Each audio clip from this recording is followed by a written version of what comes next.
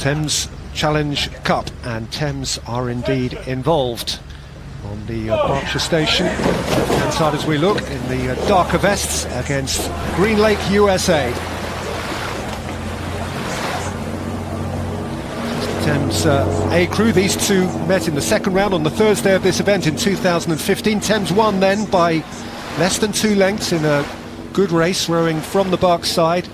Just over 7 minutes their time then. But they're expecting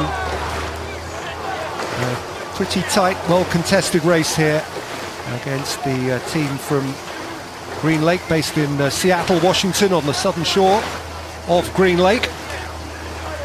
Yeah, this Green Lake crew is a junior crew, not eligible for the Princess Elizabeth, the race we just saw, because they're not a school crew, but they're all very young athletes, 16, 17, 18 years old, facing a Thames crew with 24, 29, 28, 23, so a lot of experience in the Thames crew, and Thames produces very, very strong club crews here, and you can see an early advantage to the Thames crew on the far side over the visitors from Green Lake, USA.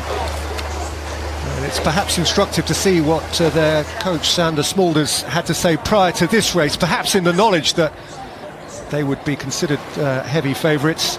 Assume nothing, that's what I always tell the guys, and that firmness of purpose and mind in the famous colours of Thames Rowing Club would count for a lot in a situation such as this.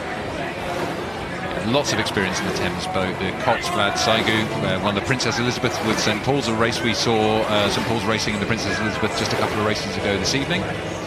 Thames, as you say, won the Thames Cup in 2015. Famously last year in the visitors, that's the Cox's 4 event, they snatched victory in the last few meters of the race when the Californian crew hit the booms just moments from the finish line, and so just shows you can never take anything for granted in this race. Never give up, never give in.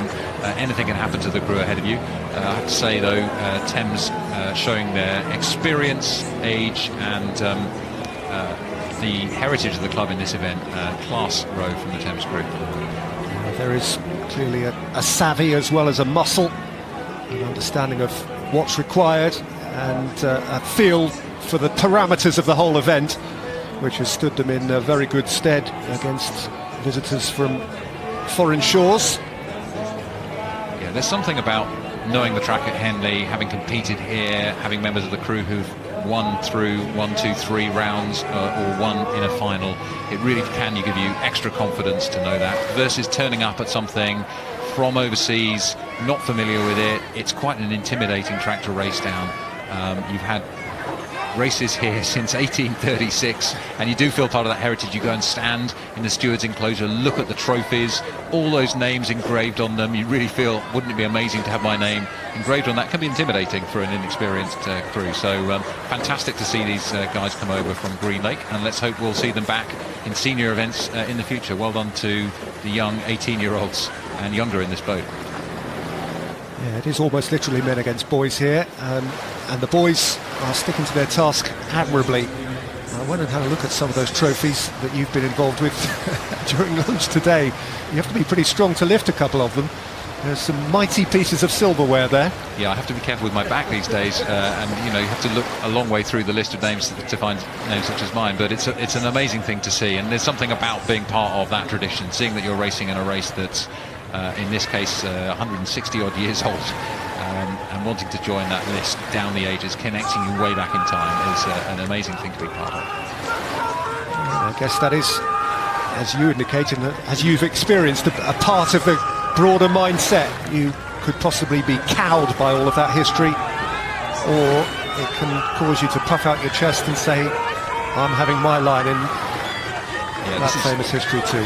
This is Thames A racing in the Thames Challenge Cup. That gives you a clue, I guess, that there's some affinity there. 149 years old, the race, and Thames well set for tomorrow's round. Absolutely, literally, Thames have their name on the trophy. Whether they will have their name re-engraved on the trophy remains to be seen over the days to come, but they certainly look strong. Too strong, as it turned out, for a young Green Lake crew who acquitted themselves admirably, but were always up against it. Thames move through.